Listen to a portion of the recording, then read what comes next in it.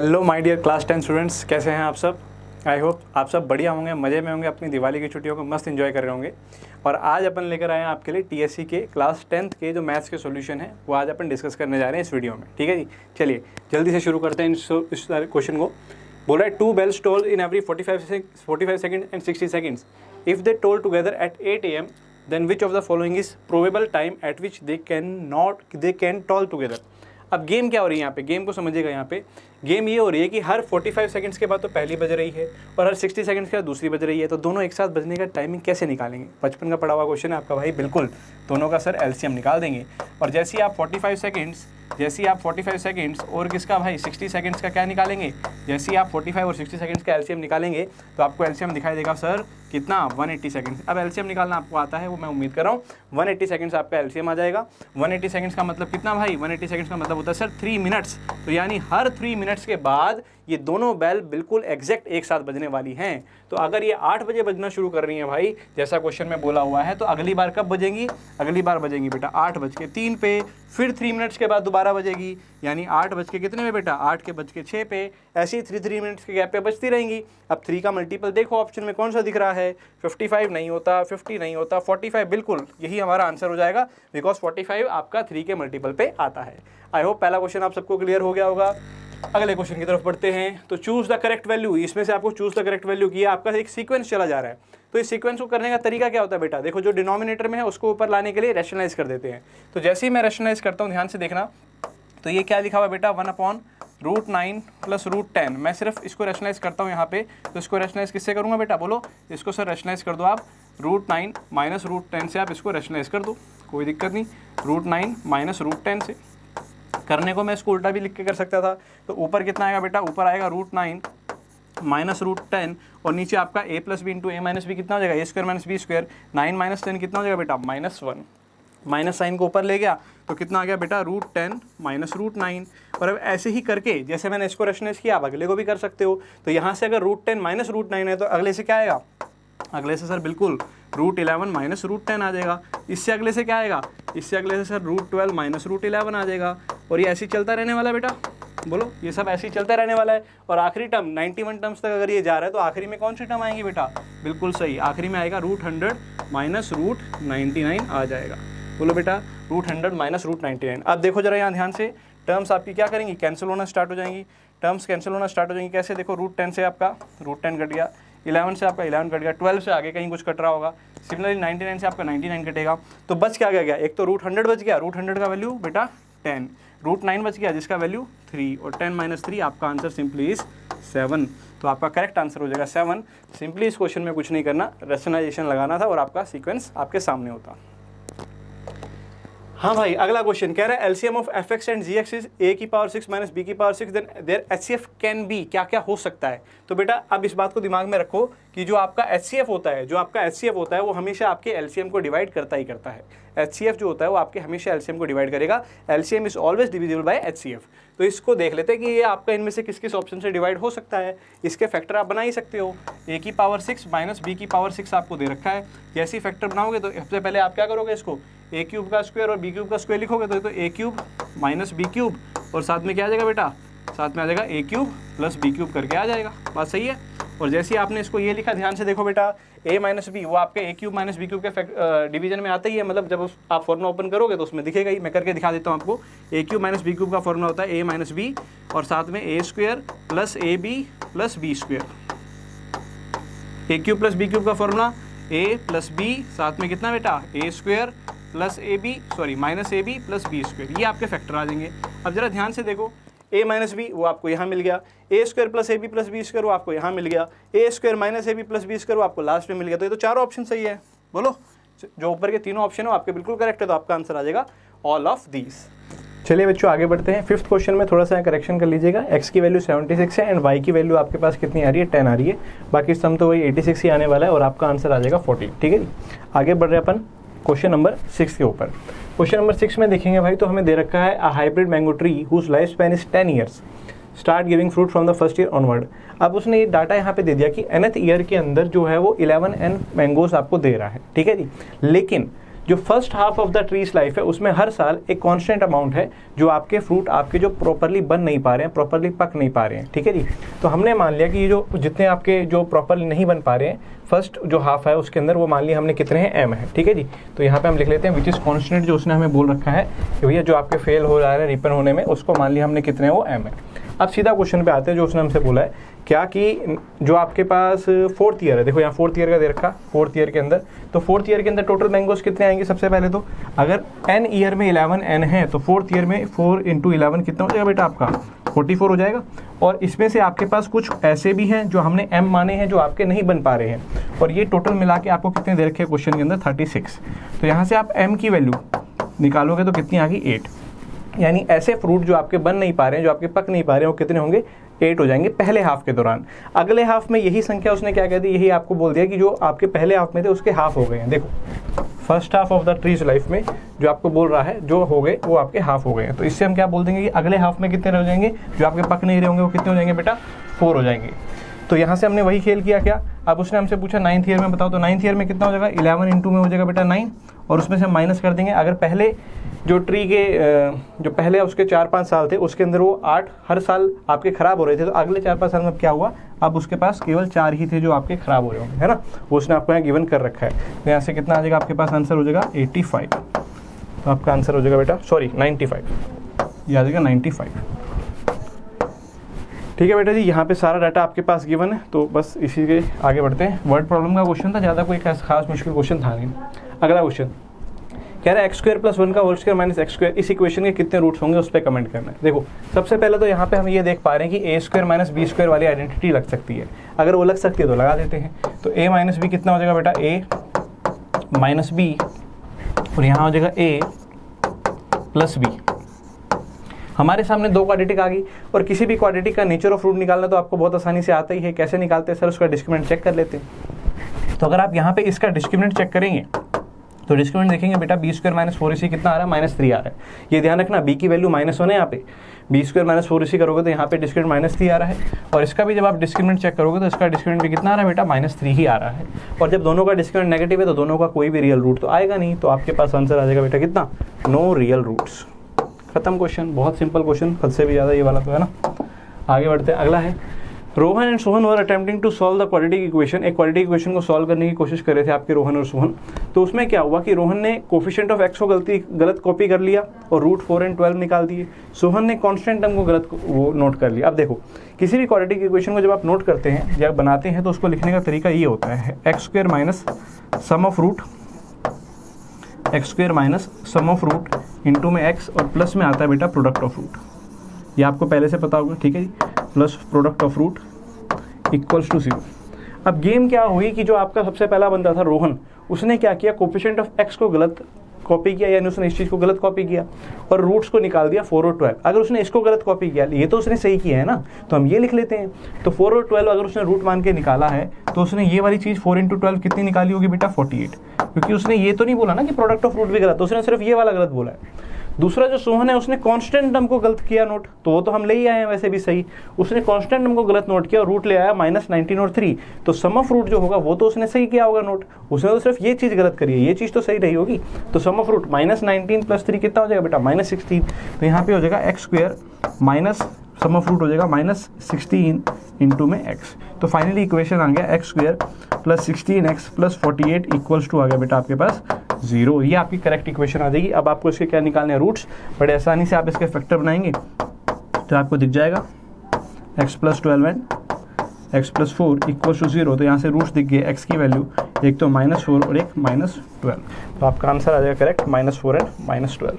खत्म। तो जिसने जो गलत किया था वो वाला पोर्शन छोड़ दो, जो दूसरा पोर्शन सही होगा वो आप लिख लो, बड़े आसानी से हो गया।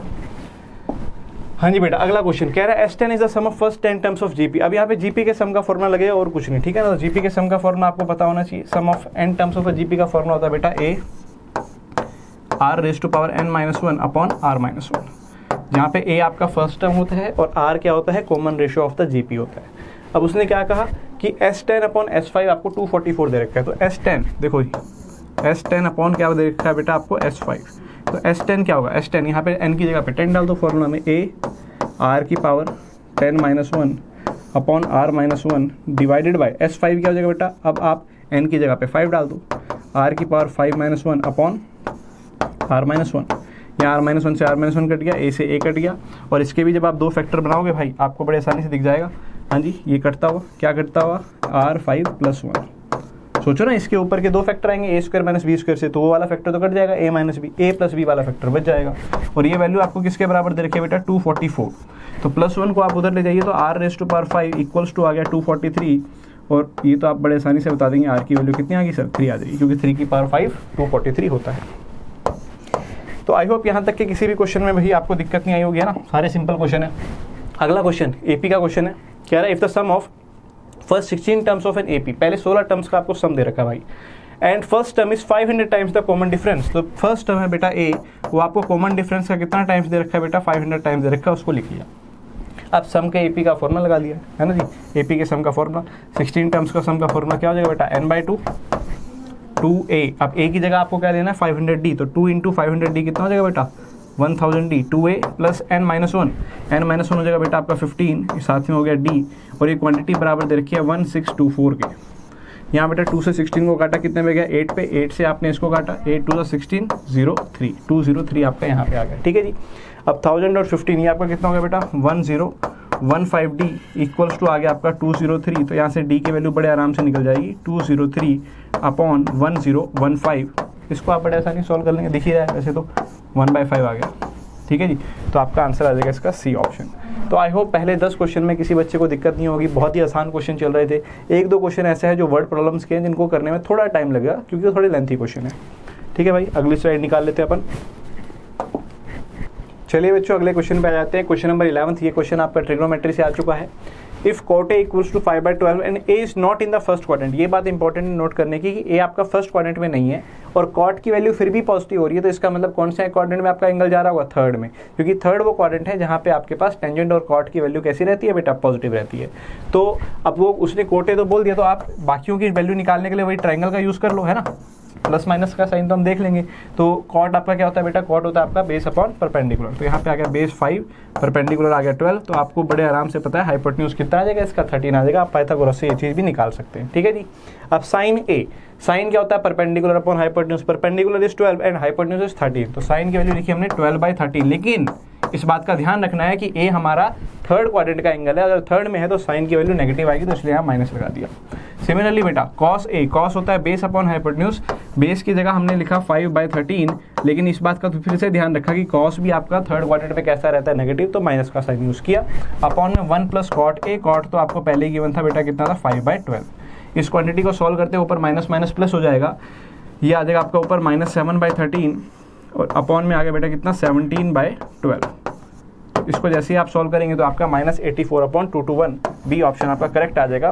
तो इस क्वेश्चन में जो ध्यान रखने वाली बात वो यही है कि आपका जो एंगल है कौन से क्वाड्रेंट में है, क्योंकि उसके अकॉर्डिंगली ही आपका जो ट्रिग्नोमेट्रिक रेशियोज है उनके साइन आपके डिसाइड होते हैं, ठीक है जी। चलिए आगे बात करते हैं बेटा, ये आपका अगला क्वेश्चन, और ये तो एनसीईआरटी लेवल का क्वेश्चन है भाई, ये तो मुझे लगता है आप सबने बिल्कुल बढ़िया से सही किया होगा। क्या बोल रहा है इस क्वेश्चन में, cos 9α equals to sin alpha, cos 9α equals to given है बेटा आपको sin अल्फा। तो यहाँ पे किसी एक को कन्वर्ट कर लेते हैं आइडेंटिटी यूज़ करके।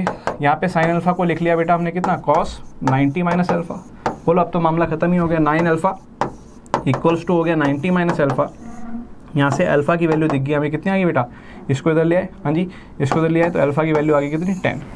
बोलो बात सही है, ये हो जाएगा 10 अल्फा, अल्फा की वैल्यू सॉरी 9 आ गई ना, यहाँ पे करेक्शन कर लेंगे भाई, ठीक है। अल्फा की वैल्यू आ गई हमारी 9, अल्फा जैसे ही हमारे पास 9 आया आप क्वेश्चन सॉल्व हो गया।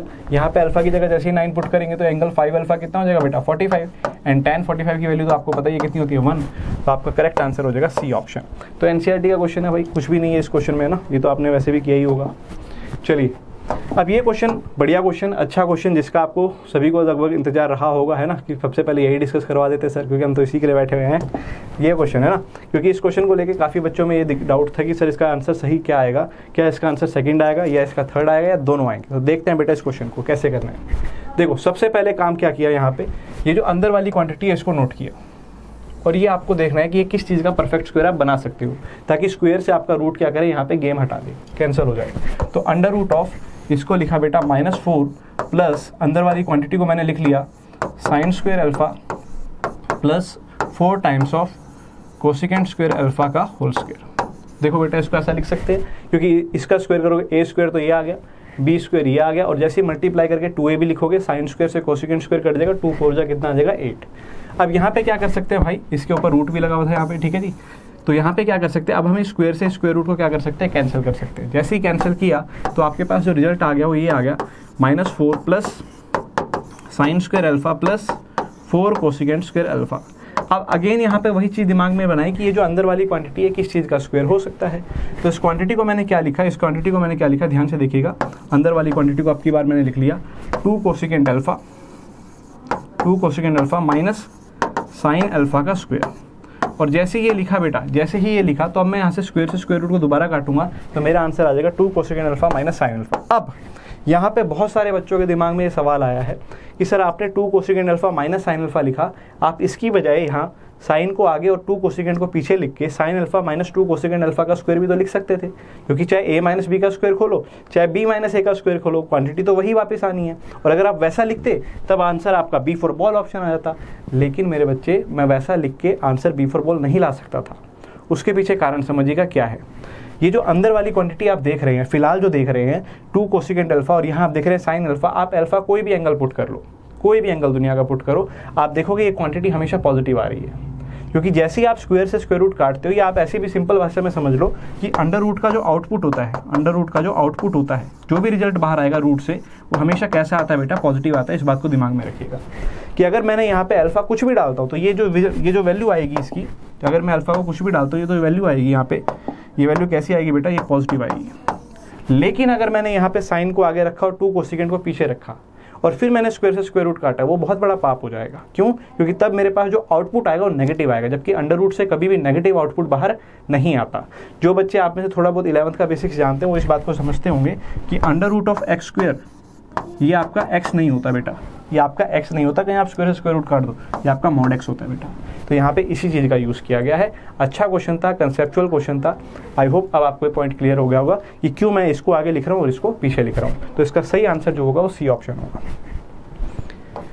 Moving on to next question बेटा। अब ये क्वेश्चन बिल्कुल आसान क्वेश्चन, ठीक है जी, ये तो आसान क्वेश्चन है, लगभग सभी ने बना ही लिया होगा आप में से। मैं इसको दोबारा लिख देता हूँ। क्या दिया हुआ बेटा, sine square 2 degree, sine square 4 degree,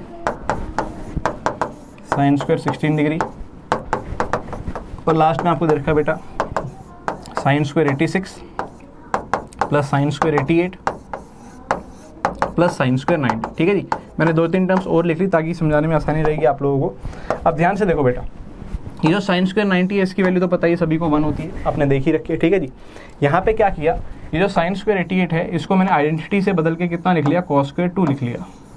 ये बात तो आपको पता ही है बेटा, है ना। हम ऐसा करके लिख सकते हैं, कॉम्प्लीमेंट्री में साइन और कॉस दोनों के एंगल बराबर होते हैं। तो साइन स्क्वायर 88 को बदल के लिख लिया कॉस स्क्वायर 2, और साइन स्क्वायर 86 को बदल के लिख लिया कॉस स्क्वायर 4, साइन स्क्वायर 86 को बदल के लिख लिया कितना, कॉस स्क्वायर 4। अब यहाँ पे ध्यान से देखो, साइन स्क्वायर 2 और ये जो कॉस स्क्वायर 2 है, sine square theta plus cos square theta, ये तो बचपन से पड़ी हुई आइडेंटिटी है भाई। बोलो, बचपन मतलब वही 10th में, कितना हो जाता है इसकी वैल्यू 1। ऐसे ही साइन स्क्वायर 4 प्लस यहाँ पे कॉस स्क्वायर 4 को जब आप जोड़ेंगे तो इसकी वैल्यू भी कितनी आएगी बेटा, 1। ऐसे ऐसे करके आगे पीछे जब जैसे ही आप पेयर बनाओगे तो वैल्यू 1 1 आनी स्टार्ट हो जाएगी। तो टोटल कितने पेयर बन जाएंगे बेटा, 2 से लेके 88 तक है। इवन नंबर से तो 44 तो नंबर्स आएंगे। 44 नंबर्स में आप दो के पेयर बना रहे हो तो आपके टोटल 22 पेयर्स बन जाएंगे। तो 22 वंस तो वो हो गए, तो 22 तो वहाँ से आएंगे ही आएंगे, साथ में एक लास्ट में जो 1 है वो वाला भी जुड़ेगा और आपका आंसर आ जाएगा 23।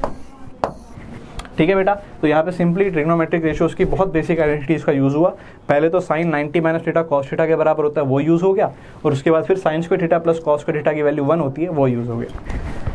आगे बात करते हैं बेटा, अगले क्वेश्चन की तरफ बढ़ते हैं। और अब यहाँ से ये कोऑर्डिनेट के कुछ क्वेश्चन स्टार्ट हो गए हैं। ठीक है जी, फाइंड द ऑर्थो सेंटर। अब सबसे पहले बेटा ऑर्थो सेंटर क्या होता है इसके बारे में जानकारी रखिएगा आप।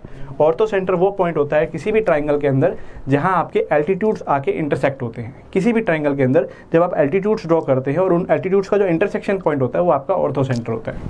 अब करने के तरीके वैसे तो और बहुत सारे हैं, लेकिन इस क्वेश्चन में एक खास बात थी, वो क्या थी कि अगर आप यहाँ देखेंगे, ये भी एक लाइन है और ये जो दे रखी है ये भी एक लाइन है, और तीसरी लाइन जो ट्रायंगल की दे रखी है आपको क्या दे रखी है बेटा, वाई एक्सिस दे रखी है। अब इन लाइन के बारे में अगर आप ध्यान से देखें, पहली दो लाइनें हैं, इस लाइन का अगर आप स्लोप देखोगे बेटा, स्लोप कैसे निकालते हैं, negative of coefficient of x upon coefficient of y. तो negative of coefficient of x upon coefficient of y। इस लाइन का जो स्लोप आ गया वो कितना आएगा बेटा 3/4। ऐसी दूसरी वाली लाइन का जब स्लोप आप देखोगे, सेकंड लाइन का जब स्लोप देखोगे तो negative of coefficient of x upon coefficient of y। तो यहाँ से कितना आ गया बेटा, ये आ गया -4/3। अब इस स्लोप का और इस स्लोप का प्रोडक्ट देखिए बेटा, दोनों स्लोप का अगर आप प्रोडक्ट देखोगे तो आप देखेंगे m1 इंटू m2, दोनों स्लोप का जब प्रोडक्ट देखोगे तो कितना आ रहा है, -1 आ रहा है बेटा।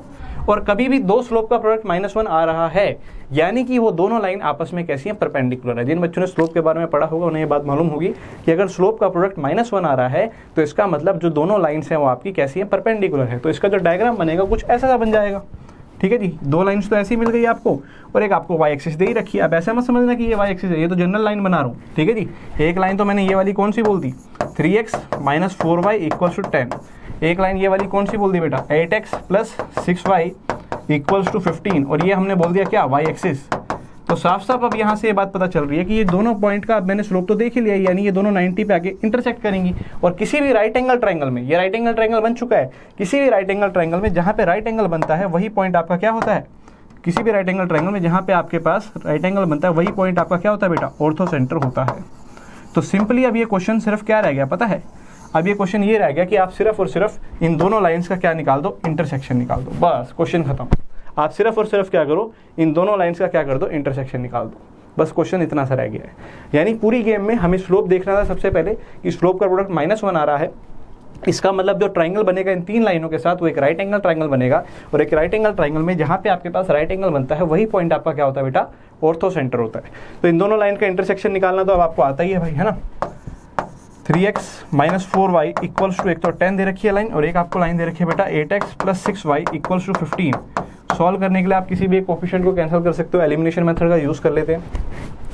तो अपन क्या कर लेते हैं, ऊपर वाली को 8 से मल्टीप्लाई करते हैं, 8 3 जा 24x - 8 4 जा 32y और 8 10 जा यहाँ आ गया 80, नीचे 4 से किया, सॉरी 3 से किया तो 24x 3 6 जा हो जाएगा बेटा 18y एंड 3 5 जा 15 जा आपका हो जाएगा 45। दोनों इक्वेशन को माइनस कर दिया, माइनस करते ये फैक्टर कैंसिल, ये हो गया -50y और यहाँ आपके पास दिख रहा है मेरे को कितना दिख रहा है बेटा 35। तो y = हो गया, जैसे ही आप इसको काटेंगे 5 से तो हो जाएगा 7/10 माइनस का। तो माइनस का 7/10 सिर्फ एक ही ऑप्शन में देखो y कोऑर्डिनेट, तो यही आपका आंसर हो जाएगा, बी फॉर बॉल ऑप्शन आपका सही हो जाएगा। ठीक है, तो इसके लिए थोड़ा बहुत बेसिक नॉलेज जो 11th की चाहिए होती है वो इसमें है, यूज़ हो रही है कोऑर्डिनेट के अंदर। चलिए बेटा जी अगला क्वेश्चन, अब ये भी आपका कोऑर्डिनेट का ही क्वेश्चन है। Find the equation of line which divides the line segment joining the points 1, -2 and this in the ratio 3:1 perpendicularly। अब देखो बेटा क्वेश्चन में बोल क्या रहा है, आपकी बार भी सेम बिल्कुल वैसे ही स्लोप का कंसेप्ट लगाएंगे कि यहाँ पर आपके पास एक पॉइंट तो दे रखा है 1, -2 और दूसरा जो पॉइंट दे रखा है बेटा वो दे रखा है आपको 3, -1। ये तो आपको पॉइंट दे रखे हैं, ठीक है जी। और अब ये कह रहा है कि आपको एक लाइन दे रखी है इस तरीके से जो कि इसको परपेंडिकुलरली क्या कर रही है, 3:1 में बांट रही है। परपेंडिकुलरली क्या कर रही है, 3:1 में बांट रही है। सबसे पहले तो ये जो पॉइंट है जिसको वो बांट रही है, ये सेक्शन फॉर्मूला यूज़ करके आप निकाल सकते हो बेटा पॉइंट। सेक्शन फॉर्मूला से अगर ये पॉइंट निकाला जाए तो बेटा कितना आएगा, नीचे रेशियोज का सम 3 + 1, नीचे तो आ गया बेटा 4, ऊपर कितना आता है 3 3 जा 6, सॉरी 3 3 जा 9 एंड 1, ये हो जाएगा 10/4। और दूसरा पॉइंट अगर अपन देखें तो नीचे वही रेशियोज का सम तो 4 आएगा, 3 × -1 हो जाएगा -3 एंड ये हो जाएगा -2 एंड -3 इज -5। तो ये तो बेटा हमारे पास ये पॉइंट आ गया। कैसे निकाला है पॉइंट, सेक्शन फॉर्मूला यूज़ करके, आपके सिलेबस में आपको बड़े आराम से आता होगा। दूसरा, अब अगर मुझे इस लाइन के बारे में बताना है बेटा तो मुझे पॉइंट तो मिल चुका है, अब मुझे इस लाइन का स्लोप भी चाहिए। इस लाइन का स्लोप क्या आएगा, तो उसके लिए मैं क्या करता हूँ, सबसे पहले नीचे वाली लाइन का स्लोप निकाल लेता हूँ, क्योंकि इसका स्लोप निकालना तो मुझे बड़े आसानी से मैं निकाल लूँगा। कैसे निकालेंगे स्लोप, बोलो बेटा, आपको पता होगा फॉर्मूला स्लोप निकालने का क्या रहता है भाई, यहाँ लिख दूँ अलग से। स्लोप निकालने का फॉर्मूला पॉइंट से होता है y2 - y1 upon x2 - x1। ठीक है बेटा जी, तो लगाते हैं y2 - y1, तो जैसे ही स्लोप निकालोगे आप y2 - y1 -1 -2, ये तो 1 रह जाएगा बेटा, x2 - x1 3 - 1 हो जाएगा 2। तो यहाँ तो स्लोप आ गया 1/2। अगर इसका स्लोप 1/2 है तो इस ऊपर वाली लाइन का स्लोप कितना हो जाएगा बेटा, बोलो -2 हो जाएगा। क्यों हो जाएगा, अभी पिछले क्वेश्चन में आपको समझाया कि अगर दो लाइनें परपेंडिकुलरली आपस में मिल रही हैं तो दोनों के स्लोप का प्रोडक्ट -1 होता है। अगर इसका स्लोप 1/2 है तो इसका स्लोप आपका कितना आएगा, -2 आएगा। अब स्लोप भी पता है, पॉइंट भी पता, तो हम इक्वेशन लिख सकते हैं। कैसे, फॉर्मूला होता है y - y1 = m x - x1। यहाँ पे x1 y1 तो पॉइंट हो गया और m आपका क्या हो गया बेटा, स्लोप हो गया। पुट कर देते हैं तो y - y1 की जगह बेटा कितना, -5/4, तो हो जाएगा +5/4 स्लोप हमने निकाल लिया, इसका कितना है -2 x माइनस x1 10/4 यानी 5/2। अब इसको आप बड़े आसानी से सॉल्व कर ही सकते हैं। इस पूरी इक्वेशन को क्या किया बेटा, या मल्टीप्लाई कर ही देते हैं। यहीं पे कितना आ जाएगा, y plus 5/4 equals to -2x, और माइनस से इसको करोगे तो प्लस का आ जाएगा बेटा कितना 5। ठीक है जी, तो -2x को इधर ले आए तो हो जाएगा 2x प्लस y, 5/4 को उधर ले जाके माइनस कर दिया तो हो जाएगा 5 माइनस 5/4। तो कितना आ गया बेटा, देखो यहाँ पे 4 5 20 माइनस 5, 20 माइनस 5 कितना 15, और 4 को इधर ले आए तो हो गया 8x प्लस 4y। तो 8x plus 4y equals to 15, ये आपका डी ऑप्शन करेक्ट हो जाएगा। तो बिल्कुल जो कोऑर्डिनेट के क्वेश्चन थे उनको देख के थोड़ा सा ऐसा बोला जा सकता है कि 11th का थोड़ा थोड़ा टच उनमें दिया गया क्वेश्चंस में। आपको सेक्शन फॉर्मूला यूज़ कराया जो आपके 10th के कोर्स में भी है, और थोड़ा बहुत स्लोप के बारे में जानकारी आपको होनी चाहिए। आगे बात करते हैं बेटा अगले क्वेश्चन में। अब इस क्वेश्चन में ये भी आपका एनसीईआरटी का ही क्वेश्चन है, ये भी आपका एनसीईआरटी का ही क्वेश्चन। आप कहोगे सर एनसीईआरटी में तो ऐसा क्वेश्चन मैं देखा नहीं। बेटा ऑप्शनल एक्सरसाइज में देखना, पहला या दूसरा क्वेश्चन ही आपका कोऑर्डिनेट का यही क्वेश्चन है। हाँ जी, क्या कह रहा है यहाँ पे कह रहा है कि in what ratio does the line divide the line segment joining the point this, कि ये जो पॉइंट है जिनको एक पॉइंट तो दे रखा है 2 1 और एक पॉइंट दे रखा है बेटा आपको 1 4, कोई और लाइन आई, कोई भी लाइन आई, उसका इक्वेशन दे दिया 4x plus 3y minus 13 equals to 0। ये इसको किस रेशो में डिवाइड करिए ये पूछ रहा है। तो रेशो वाले क्वेश्चन को कैसे करते हैं बेटा, हम मान लेते हैं कि रेशो क्या है सर, k/1 है। और अब क्या करेंगे यहाँ पे, अब हम ये वाला पॉइंट निकाल लेंगे, ये वाला पॉइंट मैं सेक्शन फॉर्मूला से k की टर्म्स में निकाल लेता हूँ। ये वाला पॉइंट बोलो क्या आएगा बेटा, नीचे रेशोज का सम कितना होता है k+1, ऊपर k इंटू में 1 हो जाएगा k, एंड 1 इंटू में 2 हो जाएगा 2। इसी तरीके से y कोऑर्डिनेट के लिए भी नीचे आ गया बेटा कितना k+1, k इंटू में 4 हो जाएगा 4k, एंड 1 इंटू में 1 हो जाएगा 1। तो ये तो बेटा पॉइंट आ गए, क्या यूज़ करके लगा लिया पॉइंट, मैंने सेक्शन फॉर्मूला यूज़ किया k/1 में बांट के। अब गेम क्या है, गेम ये है कि जो पॉइंट है जो आपने इस लाइन के ऊपर दिखाया है वो तो इस लाइन के ऊपर भी है। सोचिए इस लाइन के ऊपर नहीं है क्या वो, तो ये पॉइंट जो इस लाइन को भी सेटिस्फाई करेगा। तो x और y की जगह मैं ये पॉइंट यहाँ डाल देता हूँ। तो कितना आ जाएगा 4 इंटू में k+2 upon k+1 plus 3 into में 4k+1 divided by k+1 minus 13 equals to हो गया भाई 0। पूरी इक्वेशन को k+1 से मल्टीप्लाई कर देते हैं बेटा। तो कितना आ गया, 4k को किया तो 4k प्लस 4 2 हो गया 8, यहाँ पे आ गया 3 4 12k प्लस हो गया 3, और k+1 से जब ये मल्टीप्लाई होगा तो -13k माइनस 13 इक्वल्स टू आ गया बेटा 0। ध्यान से देखेंगे तो कितना हो गया बेटा ये -13 प्लस 12 -1 प्लस 4 ये हो जाएगा 3k, और 8 प्लस 3 11 में से आपका 13 गया, 8 प्लस 3 11 में से आपका 13 गया -2 इक्वल्स टू किसके बराबर हो जाएगा बेटा 2। तो k का वैल्यू आ गया यहाँ से 2/3 यानी रेशो कितना हो गया बेटा 2:3। 2:3 कितना हो गया इंटरनली, रेशो पॉजिटिव आ रहा है इसीलिए इंटरनली 2:3 रेशो पॉजिटिव आ रहा है इसलिए इंटरनली। तो जैसा मैंने कहा एनसीईआरटी का ही क्वेश्चन था, जिस बच्चे ने ऑप्शनल बनाई होगी उसके लिए वो क्वेश्चन आसान हो गया। हाँ जी, अगला क्वेश्चन देखते हैं बेटा 18th क्वेश्चन। 18th में क्या कह रहा है, from the point on the ground the angle of elevation of aeroplane flying at an altitude of 500 metre. अब देखो मेरे भाई बड़ा सिंपल सा क्वेश्चन है, बड़ा आसान क्वेश्चन है ये भी। हाँ जी, हाइट एंड डिस्टेंस का क्वेश्चन है। ठीक है जी, एक पॉइंट है, दोबारा बनाते हैं इसका डायग्राम। किसी पॉइंट से ग्राउंड पे, ठीक है जी, पहले आपका एरोप्लेन यहाँ पे था, इस पॉइंट से जब यहाँ पे देखा गया तो एंगल ऑफ एलिवेशन था बेटा 45। फिर थोड़ी सी दूरी के बाद, वो थोड़ी सी दूरी आपको दे रखी है 500 मीटर्स के बाद जब दोबारा से उस एरोप्लेन की ओर देखा गया तो अब ये जो एंगल हो गया आपका, अब ये एंगल यहाँ पे बोल दिया उसने कितना हो गया 30 डिग्री। ठीक है जी, हाइट हमें पहले से दे रखी थी, हाइट दे रखी थी, जो एरोप्लेन की हाइट थी यहाँ पे दे रखी होगी फ्लाइंग एट एल्टीट्यूड 500 मीटर। तो ये भी हमें दे रखा है बेटा 500 मीटर। ठीक है जी, ये भी हमें दे रखा है पहले से कितना 500 मीटर। ठीक है जी, चेंजेस फ्रॉम 45 इन 5 सेकेंड। अच्छा, टाइम दे रखा है हमें यहाँ पे टाइम दे रखा है कि ये जो यहाँ से यहाँ तक का जो टाइम लगा बेटा, डिस्टेंस तो नहीं लेकिन हमें टाइम दे रखा है कितना लगा हुआ है 5 सेकंड्स का। ठीक है जी, दोबारा क्वेश्चन देख लो। From a point on the ground the angle of elevation of an aeroplane flying at altitude of 500 metre changes from, देखो 45 से लेके कहाँ चला गया बेटा 30 degree in 5 seconds. Find the speed of the aeroplane. अब स्पीड निकालने का तरीका बहुत सिंपल सा है, स्पीड इज इक्वल टू कितना होता है आपका डिस्टेंस अपॉन टाइम होता है। डिस्टेंस हम यहाँ से देख ही लेंगे, निकाल लेंगे, कोई बड़ी चीज़ नहीं है। यहाँ पॉइंट का नेम दे देते हैं A, B, C, D और ये बोल दिया E। अब सबसे पहले जो ध्यान यहाँ पे जाता है वो जाता है 45 डिग्री पे, क्योंकि 45 डिग्री से हमें पहले से बहुत प्यार है, आपको पता ही है 45 डिग्री वाला एंगल बड़ा खास होता है। हमें पता है कि ये वाली जो हाइट है ये 500 है, तो अगर ये एंगल 45 है तो ये वाली जो डिस्टेंस होगी ये भी कितनी हो जाएगी बेटा, ये भी 500 हो जाएगी। बोलो सही बात है। क्योंकि हमें पता है परपेंडिकुलर अपॉन बेस की वैल्यू tan 45 पे कितनी आती है 1, तो ये 500 हो गया। और मान लेते हैं यहाँ से यहाँ तक की जो दूरी है आगे वाली, इसको हम मान लेते हैं x है। तो अब पहले ट्रायंगल के अंदर अगर मैं बात करूँ, पहले ट्रायंगल के अंदर तो आपको दिख ही रहा होगा 45 है, ये 500 तो ये 500। दूसरे ट्रायंगल के अंदर बात करूँ तो परपेंडिकुलर आ गया बेटा 500, बेस को देखेंगे तो आ गया 500 प्लस x, सही बात है, 500 plus x equals to perpendicular by base tan 30, tan 30 की वैल्यू 1/√3। बोलो मेरे भाई, बड़ा आसान सा क्वेश्चन रह गया। यहाँ से आप x की वैल्यू निकाल लोगे, क्रॉस मल्टीप्लाई करते हैं तो हो जाएगा 500√3 इक्वल्स टू 500 प्लस x, तो x की वैल्यू आ गई बेटा 500 को कॉमन ले लिया, x की वैल्यू आ गई 500 को कॉमन ले लिया, √3 माइनस 1। ठीक है जी, ये तो आ गया डिस्टेंस। अब मुझे स्पीड निकालनी है तो उसके लिए मैं डिवाइड कर दूंगा किससे बेटा, 5 से ऐसे किया तो ये हो गया 100।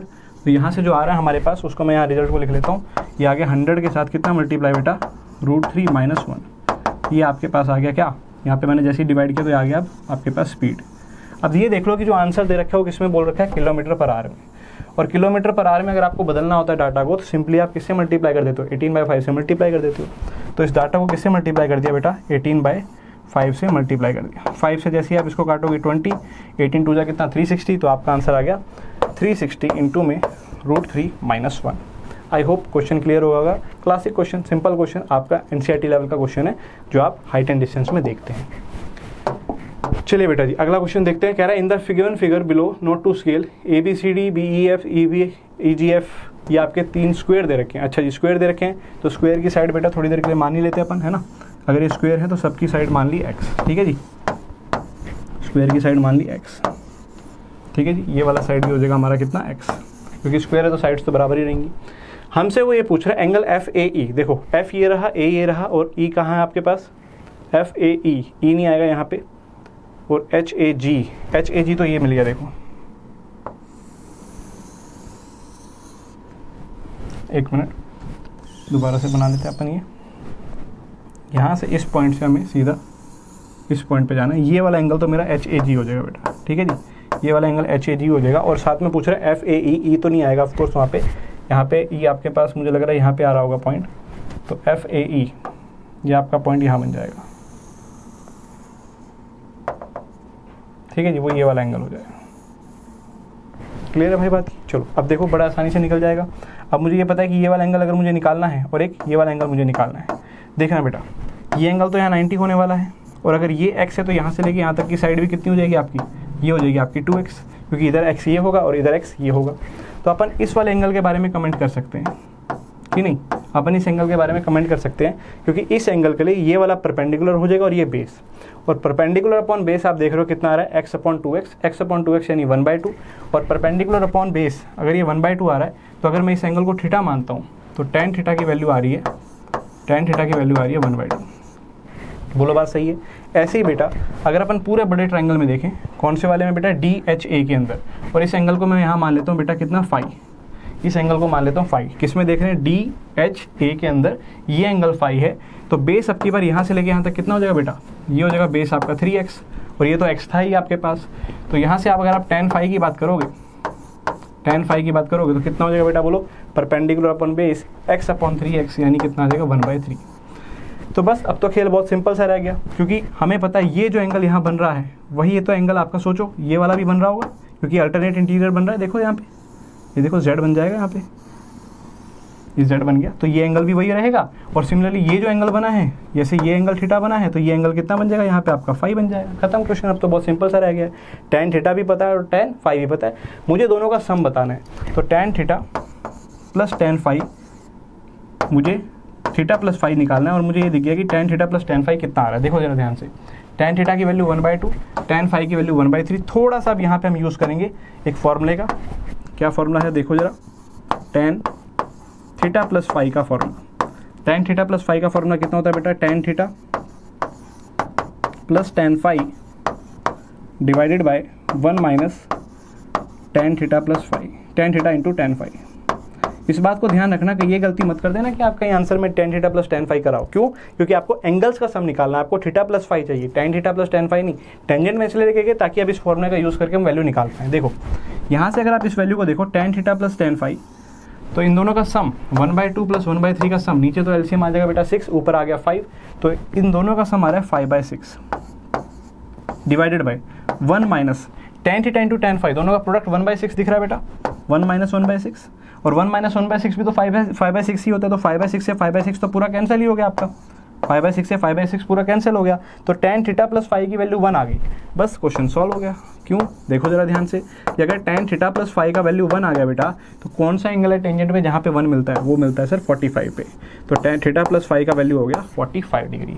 तो बहुत सही क्वेश्चन, बहुत बढ़िया क्वेश्चन है ये वाला, क्योंकि इसके अंदर आपका ज्योमेट्री भी यूज़ किया, इसके अंदर आपका ट्रिग्नोमेट्री भी यूज़ किया, और ट्रिग्नोमेट्री के अंदर फिर उसने आपको 11th का एक छोटा सा झलक भी दिखा दिया कि एक बेसिक सा फॉर्मूला, ऑल्दो हमारी मॉड्यूल्स में आपको दिख जाएगा ये क्वेश्चन मतलब ये वाला आपका जो फॉर्मूला है वो आपको दिख जाएगा। ठीक है जी, आगे बात करते हैं आखिरी क्वेश्चन की तरफ। देखो बेटा, ये तो बहुत सिंपल क्वेश्चन है, ये तो मुझे लगता है आपकी एनसीईआरटी का क्वेश्चन मान सकते हो आप इसको, ऐसे ऐसे क्वेश्चन एनसीईआरटी में दिख जाते हैं आपको। हाँ जी, क्या कह रहा है, the following sentences are the steps involve in solving the result. इस चीज़ को cos x plus sin x के बराबर किया, आपको बताना है इनमें से कौन सा जो सीक्वेंस है वो सही होगा। तब तो सिंपल सा खेल है, सबसे पहले आप सॉल्व करते समय क्या ध्यान देते हो, आप ध्यान ये देते हो कि सर tan और cot को किस में बदल दिया जाए, sin और cos में। तो आप सबसे पहले यही चेक करो कौन सा ऑप्शन है जहाँ tan cos को sin cos में बदला। ये देखो, ये रहा tan cos के यहाँ sin cos में बदला, तो यानी सबसे पहले जो ऑप्शन आपके पास जो आप स्टेप इन्वॉल्व करोगे, कौन सा इन्वॉल्व करोगे, थर्ड स्टेप को। उसके बाद बेटा जैसे ही आप इसको कन्वर्ट कर लोगे, अब अगला स्टेप क्या होगा, यहाँ पे एलसीएम लेने का। एलसीएम लेने वाला स्टेप कौन सा दिख रहा है भाई, वो मुझे दिख रहा है यहाँ पे, बोलो एलसीएम जैसे ही आपने लिया होगा कितना होगा, cos x, और cos ऊपर चला गया तो ये वाला स्टेप आ जाएगा एलसीएम वाला, सेकंड तो फर्स्ट वाला, तो ये आपका यहाँ पे फर्स्ट तो ये आ गया। और उसके बाद जैसे ही आपने ये स्टेप लिया, आगे बस दोनों में से यहाँ से माइनस कॉमन लोगे, माइनस कॉमन लेने के बाद दोनों का एलसीएम लोगे तो आपको ये वाला स्टेप दिख जाएगा। तो थर्ड स्टेप के बाद फर्स्ट स्टेप के बाद सेकंड स्टेप इसमें आएगा, तो करेक्ट पैटर्न होना चाहिए थर्ड, फर्स्ट एंड सेकंड, जो कि आपका बिफोर बॉल ऑप्शन में बन रहा है। तो बेटा ये थे हमारे जो सारे आपके टीएससी के 20 क्वेश्चन थे, उनके सोल्यूशन मैंने आपको दिखा दिए। 2 क्वेश्चन ऐसे थे जिनको लेके आप लोगों को डाउट थे, वो भी मैंने यहाँ पे बिल्कुल अच्छे से क्लियर कर दिए हैं। फिर भी किसी भी बच्चे को जो यहाँ पे है भी नहीं, पढ़ भी नहीं रहा है जेनेसिस में, ऐसी कोई दिक्कत वाली बात नहीं है। आपको कोई भी इसमें डाउट हो किसी भी पेपर के क्वेश्चन में, आप इंडिविजुअली आइए, हमसे समझिए, कोई ऐसी दिक्कत वाली बात नहीं है। ठीक है बेटा, मिलते हैं आपसे बहुत जल्द।